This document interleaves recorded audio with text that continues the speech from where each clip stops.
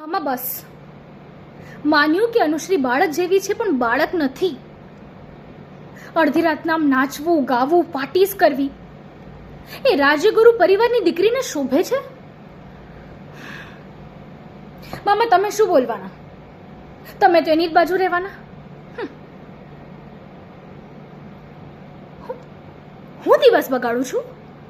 હા, હું દિવસ બગાડું છું? આટલો સ્પેશિયલ દિવસ છે અને એને બોલવાની ભાન નથી પડતી. એ આટલા નખરા બતાડી રહી છે ને. હું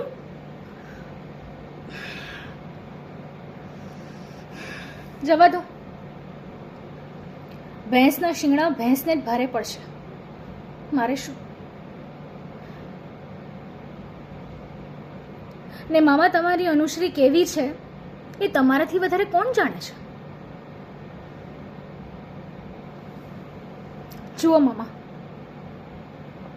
મને અનુશ્રીની ચિંતા છે ને મને તો એ ડર છે કે એક એક પોટલા લઈને પાછી ના આવે. કારણ કે એના નખરા એવા છે ને કે આપણે દીવો લઈને શોધવા જશું ને તો પણ એના નખરા સહન કરે એવો દીકરો આપણને નહીં મળે. હા, તો અમે સીધા છે એટલા કે ગમે તેટલી ટીકા આપો ને તો એ સહન કરી લે છે. બાકી અનુશ્રીને ના બોલવાનું ભાન, ના વર્તમાનનું.